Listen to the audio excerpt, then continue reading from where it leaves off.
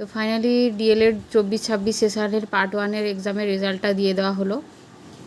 নমস্কার বন্ধুরা, আশা করি আপনারা সবাই ভালো আছেন। তো দেখুন, West Bengal board of primary education থেকে একটি গুরুত্বপূর্ণ নোটিশ রিলিজ হয়েছে এবং আজকেরই ডেট দেওয়া হয়েছে। এবং ফাইনালি যারা ডিএলএড সেশন 2023-25-এর ফাইনাল ইয়ারের স্টুডেন্ট ছিলেন, তাদের এক্সাম কিন্তু হয়ে গিয়েছে, প্রায় 1 বছর হয়েছে, অর্থাৎ অগাস্ট 2025-এ।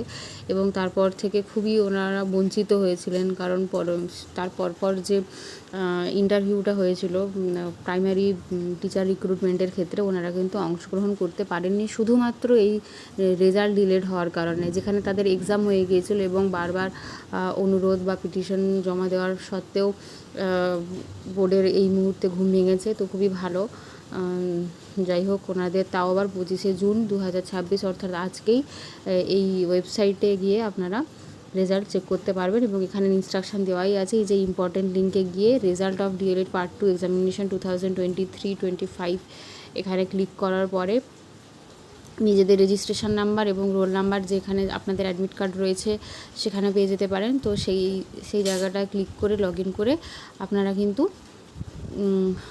চেক করে নিতে পারেন। এবং এখানেও বলা হয়েছে যে রেজাল্ট চেক করতে পারবেন, অর্থাৎ রেজাল্টের স্ট্যাটাস আপনারা চেক করতে পারবেন। এবং মার্কশিট সম্পর্কে বলে দেওয়া হয়েছে যে ডিজিটালি কিন্তু প্রিপেয়ার্ড হয়ে গেছে, তো সেটা আপনারা নিয়ে নিতে পারবেন বা ডাউনলোড করে নিতে পারবেন 25শে জুনের পর থেকে। তো 25শে জুনের এবং এখানে হচ্ছে 25শে জুন থেকেই এখানে আপনারা, অর্থাৎ আজকের থেকেই ডিজিটালি যে মার্কশিটটা রয়েছে সেটা কিন্তু লগ ইন করে ডাউনলোড করে নিতে পারবেন। এবং প্রপার যে এক্সামটা রয়েছে, অর্থাৎ প্রপার যে মার্কশিটটা রয়েছে সেটা কিন্তু পরবর্তীকালে ওনারা জানাবেন বলেছেন।